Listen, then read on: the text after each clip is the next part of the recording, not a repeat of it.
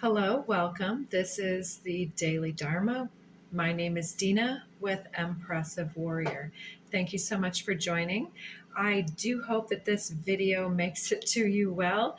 I've already recorded the entire Daily Dharma as well as 5 out of the remaining 6 zodiac signs, and my recording device went a little haywire. So we're going to try this here. And so I feel that that's part of the message, is getting the communication right. There's some type of exchange happening here in the cards. We've already went through the entire message, and when I came back with a new device hour later, or whatever it took to give up on my old device, I'm seeing an evolving different message here. So let's start here. Healing under the deck on the code cards. And we had sacral chakra, the second chakra, self-worth, value, and our sense of healthy self-respect and desire nature, empowerment. So some sort of level up in that chakra, an activation of empowering our self-worth through perhaps some type of communication with that throat chakra, some type of message, an incoming idea or belief coming through and communicating to us, that we're understanding something new and fresh with fresh eyes. And then we have Merkaba. And I was feeling like this is a new incoming opportunity for expansion in some way, expansion of a job, or in the pre-shuffle, we got a couple other cards suggesting maybe an expansion of your house, like your in-laws moving in, or deepening a partnership or something where there's this some type of expansion of something that's already been working fairly well. And at the same time, there's some fear and doubt arising. And the sacral chakra, I will say the block to sacral chakra's healthy self-development is shame and guilt. And so with that, maybe we should define the difference between shame and guilt. So guilt is saying, oh, I'm guilty of doing something. Shame says, I am bad for having done something. And so in order to level up from here, we're looking at maybe forgiveness and maybe even some type of disagreement or misunderstanding between people, or at a point of expansion, someone is attached to some type of situation that is blocking their progress. And in this moment, there's a need for healing, and I'm feeling this retreat to connect with one's spiritual guidance team. So under the healing, I had from the bottom of the deck all of these cards here. So soul time, fertility, consciousness, miracle, and communication.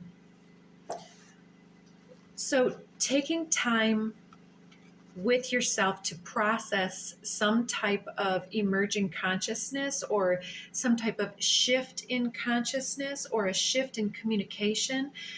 It's like with miracle on the deck, I feel like it's really understanding how to believe in our self-worth and how to believe that something is really happening for us. And so let's go ahead and read these Tao messages here. 67 popped out. I guess I'm not really looking at the camera, and my other device that's at the top. So 67. Some say that my teaching is nonsense. Others call it lofty but impractical. But to those who have looked inside themselves, this nonsense makes perfect sense. And to those who put it into practice, this loftiness has roots that go deep. I have just 3 things to teach: simplicity, patience, and compassion. These 3 are your greatest treasures. Simple in actions and in thoughts, you return to the source of being. patient with both friends and enemies. You accord with the way things are. Compassionate towards yourself, you reconcile all beings in this world. So there's some type of self-acceptance and having compassion for your own transgressions, forgiving yourself for something, and really looking deeply into, are you feeling guilty about needing time or space for yourself to go through and move through this activation, to move through this upgrade that's happening? Because upgrades can really take their toll on us as we're moving through old belief patterns and old ways of communicating. Healing ourselves takes a lot of it takes a lot of energy to move energy, I want to say. So it seems that there's a need to speak up for yourself, to empower the throat and sacral chakra together. It's like to speak about what you really want in a situation, to communicate your intentions in a way that can be understood, or to ask what someone's intentions are with a situation here. To come to some type of compromise or agreement, even in a long-standing misunderstanding. So this may be an ongoing court case or some type of negotiation with something. You'll know what the situation is for yourself. Underneath the Tao deck, we have number 43. The gentlest thing in the world overcomes the hardest thing in the world. That which has no substance enters where there's no space. This shows the value of non-action. Teaching without words, performing without actions. That is the master's way. So yesterday we were talking about water being one of those softest things that can reformulate a mountainside through erosion or through a river cutting through the landscape downstream towards the oceans and seas. So in the same type of a way, our fear can get away from ourselves and start rearing its ugly head. It came out without really cause for that to do so. And it's, if we allow it to enter where there's no space for it, and we don't react to it, we don't become reactionary. Or, if somebody makes an accusation, or if you feel like, oh, I need to have this time and space to self, but I think that I should go and help everybody else instead. I think that there's this urge to really look at not jumping to take action if you need to take a rest in some type of a way, and to not feel guilty or undeserving of integrating whatever's coming your way right now. So let's see where to go next. Okay, so the mixed Kali Kuan Yin deck, we had 2 popping out, spin the silken thread divine. And this is the number 30. To me, this talks about the narrative that we spin for ourselves. And you can see that in her hands there, she has a little rabbit, which is a symbol of fertility. And she has that moon behind her. It's like taking the time to really look at how you're nurturing yourself and what you're working towards, what you're putting your efforts in. Is it in a way that's in alignment with your heart and soul? And recognizing that whatever you feed your mind can take on a life of its own, as far as like feeding the fears. Don't feed the trolls that happen in your head. Don't feed the haters. Because coming out with Spin the Silken Thread Divine, talking about, spinning the narrative of our life in a positive way, speak to the divinity, We also had this intense depiction of Kali in all her glory.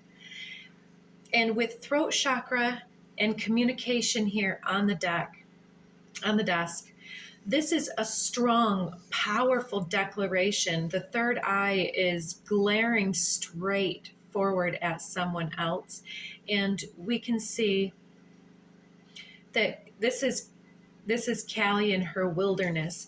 So before you explode, it's good to take 5 minutes, such as like if you have a stressful job and you have to run straight to get kids from daycare and you bring them back and everybody's hungry and everybody wants to tell you about their day.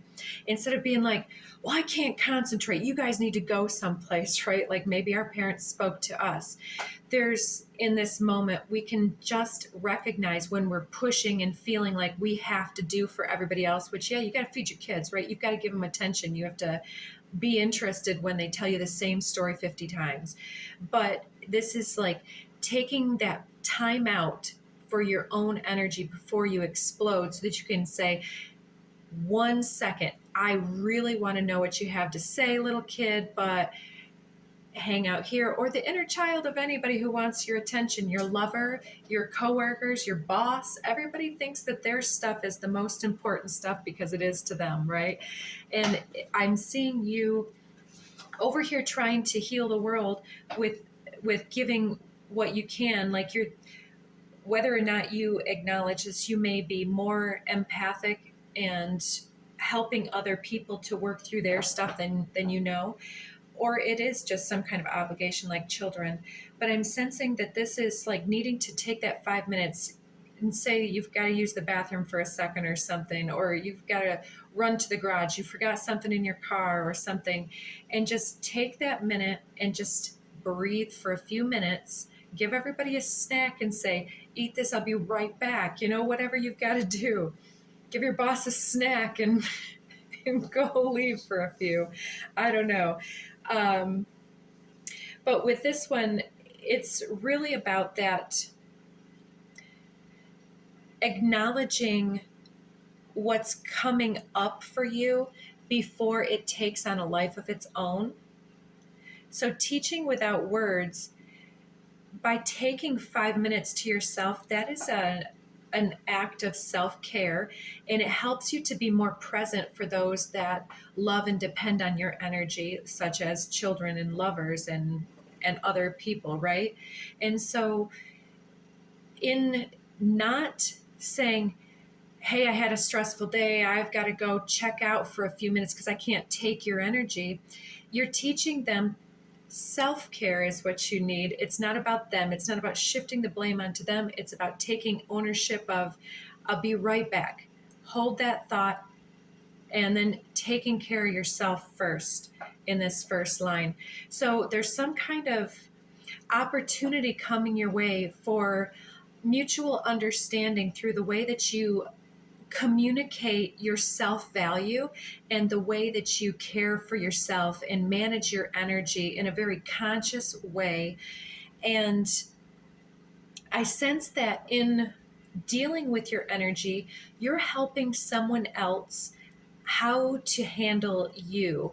And it can be a lot of pressure because look at how intense this individual is. Maybe you already had words with this person and you're trying to be a more conscious communicator because you're wanting to transform something into a miraculous partnership or something like that, right? This miracle of really bringing your highest, best, truest self forward, right? And it's the gentlest thing in the world, self-compassion, performing for others without directly taking care of them. We're going to go take care of ourselves, and in so doing, take care of them better. That's the way of mastery, mastering these emotions that come rising up. Because when we feel in that space of, well, everybody needs me, it's because you need you, and to take that step back. So I'm sensing that either yourself or another has really needed to take some type of step back for a moment, whether for 5 minutes or whether you didn't take that or something unconscious may have popped out in the past, and this has some type of bearing on the situation here, because we did have under the deck here of the Kuan Yin, we had a couple things popping out. I see Orchid Priestess of Destiny, buried but showing. Reveal the peacock beauty there. It's about showing your best side because you really want to be working towards your destiny, spinning that silken thread divine, and you really want to be empowered in your self care. You want to be present, you want to be warm and accepting and bonded with all these individuals, but it's the emotional needs, the emotional waters that are flowing here. And so the dance unveiling, there's some type of a situation that hasn't shown itself fully to you. This is something that is coming to pass that you can only see so far in front of you. That came out yesterday as well with that outcast energy and only being shown as far as you need to see in order to keep going with faith and to be properly challenged, to stretch yourself in some way. So the dance unveiling is like that great mystery of divine timing, and we won't be shown what has been hidden. It won't be revealed until we're an energetic match to that energy. So our children, they want to, in this instance, right? They want us to be present for them. Our lovers want us to be present for them. But until we're receptive, they really can't pour into us and we can't pour into them. I think that one's clear. And below that, I have Trauma Nagmo here. Check this guy out. This is the way that the goddess energy that rises up when there is some type of a threat, is how it says. And in this dish, there's a bunch of severed tongues. I mean, I'm sorry if some of this is too gross for some of you guys, but it's talking about, somebody who guards their tongue and bites their tongue or something like that because of fear of someone else, like somebody said something very powerful here, and so now somebody's not responding well. They're not pouring in because now they're afraid to there's some kind of a threat to that. So there's combativeness that has come out. And this may be an old pattern that's operating, creating shame and guilt, where somebody handled you harshly at some point, or that was your perception. And so now when you get stressed, that may be something that comes out for you or another, or this fear that another will be this way with you, right? Maybe you need to give yourself permission to speak clearly and more powerfully in the moment, to declare what it is you will and won't tolerate, and where that line in the sand sits for your boundaries in this engagement or this compromise or negotiation process that's happening here. So under this love notes from the universe, we have be true to yourself, and everyone is just doing their best. So you and others. And then we have, you've got time to get it right. You've got the time. Trust that what is yours will not run away from you in the 5 minutes it takes to count to 10 and take some deep breaths or whatever you need to do. Do you ever wonder what would make life's fleeting pain and sorrow totally and unquestionably worth it? How about living forever wildly in love and loved wildly? You have so much to look forward to, the universe. So wildly in love and loved wildly. I believe that if you want to take that as a romantic message, it definitely fits.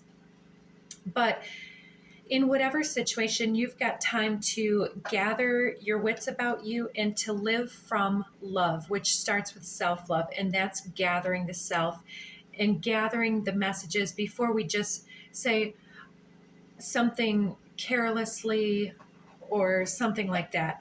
And when we find ourselves having said something carelessly, it's definitely something that triggers us and empowers us to speak more gently and more emotionally than we have before. If we've hurt somebody's feelings, it's very important to us. The gentlest thing in the world overcomes the hardest thing. Like you just threw a monkey wrench in a relationship, then all you have to say is, oh, wow, that came out of my wound pattern, or that came out of my unconsciousness, or, I was in this space. It's not about the justification, but, maybe there's some type of forgiveness and apology going on here, this negotiation seeming to come forward here. So let's move into the shamanic decks.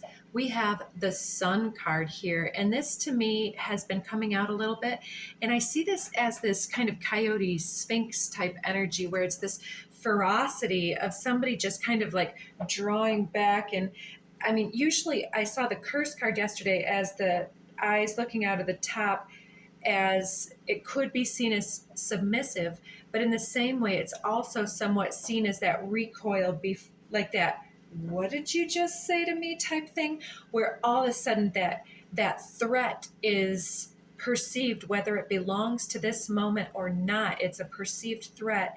And then there's this emotional upsurge and into the injustice of the thought and the some type of an offense to our self-worth. And so there's this moment of retreat here for clarity, but with great clarity comes heavy shadows sometimes. With the sunrise, the shadows cast are quite long. And in that, I'm just saying that, the more that you see out of somebody, it's like, and then the more they explain how and where they were at, it's almost like it creates more doubt and fear. Sometimes the overthinking and the over justification complicates some things. And so sometimes the best thing to do is to seek wise counsel separately, to take a space for the self before others continue to have an argument and say things that they don't mean, perhaps in somebody's situation here. It's like retreating and putting it in context. If you're wildly in love with another individual, making a point in your head to say, I'm not going to be in my fear. I know that they love me like crazy. They would never say something to hurt me on purpose, right? Something like that coming out. So I'm seeing a couple of, here we have the council, which seems to be that retreat for illumination and clarity. And I'm seeing this with fresh eyes for a moment. I'm seeing sort of too, this Sun card, this recoil energy, if this is not yourself, this may be you seeking advice from another, and this other individual here, a friend, somebody in the 3D, putting their 2 cents in it. And then we see this council card as someone in a meditative pose, connecting, I feel, with more angelic wisdom in this card. But I see ancestors coming in too in just a moment. So next we have Heart of the Sky. I'm seeing this as possibly the viewer here. And this may be the individual that has been triggered in this conversation, Luminous Warrior. Then I'm seeing Ancient Ones, this grandmotherly type of energy, maybe coming through a loved one that's passed on, an ancestor energy, or just this wise owl feminine that maybe this triggered individual is seeking their counsel in the 3rd dimension. It could be somebody that they know that has a lot of feminine intuitive wisdom and a lot of care and compassion. So then we have Dust Devil, moving out of stagnation. And lastly in the row, repairing body, mind, and spirit with the Me-Tox energy. So I'm sensing that this grandmother energy has a lot of wisdom and doesn't pull any punches. And when this individual explains the triggers, that you may find that this friend over here is passionate. This may be a Leo, and he may be triggered and by his own stuff and giving very third dimensional advice from a passionate standpoint, which may confuse the matter. But I'm sensing that the grandmotherly, the feminine here, is going to hold this luminous warrior more accountable for his actions and his part in that. This is somebody with an old soul, this Ancient Ones card, this feminine. And it's like the messages come through in a different way now than they did before. So I'm seeing with this council energy, this is then sitting with the input of other individuals, all of the advice, and passing it through, let's say, the eyes of God, and then sitting with it in the dark here, maybe under the stars, and considering this feminine here. Or this feminine is just, it's like she's not present because she is vaporous here. Is that a word? It's like she's here telepathically. She's on the heart, on the mind. I'm sensing this retreat that is because somebody has not communicated something appropriately. They were coming from their fear and from shame and guilt in different situations. There's been some type of I feel like there's been a mix of some telepathic inferences, some intuitive information exchanged between people, but then because of shame and guilt and fear, that there are extra influences moving through all at once, creating a lot of moving parts to whatever this dynamic is. So there's a need to retreat from the influence of these powerful influencers in the life and to sit with your own higher guidance, your higher self, and your own spiritual or religious counsel here to speak clearly with yourself. And this may take a couple days, I was getting, because with the Sun card, it's like at first talking to a buddy about it and then sitting with your guides and guardians in counsel with those messages and being more confused. And then that evening being in a bit of nostalgia, missing someone, calling them in telepathically, or speaking to them from afar. Maybe you're having a conversation here under the stars, and then emerging here, and maybe this is where the declaration gets made. Somebody is empowered by this shift in energy because of what they've gathered from this council.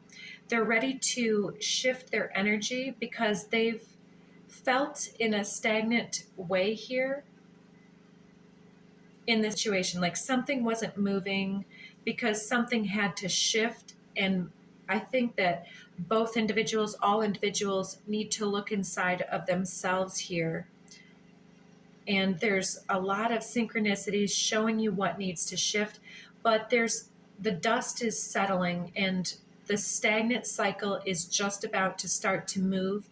But once again, as cliche as it might sound, quite often it comes right back down to detoxing your energies of those blocks, because the blocks exist within your own energy. So it's by getting back deeper into alignment, into connection with what you truly want out of a situation, and empowering yourself to heal the communication here with clarity and truth and honesty, and fighting for clarity within a situation here with Luminous Warrior.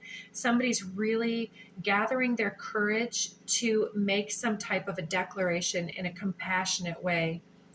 And so there's a real opportunity here to dive deep under the deck. Here we have deep diver, diving into a task with lower world.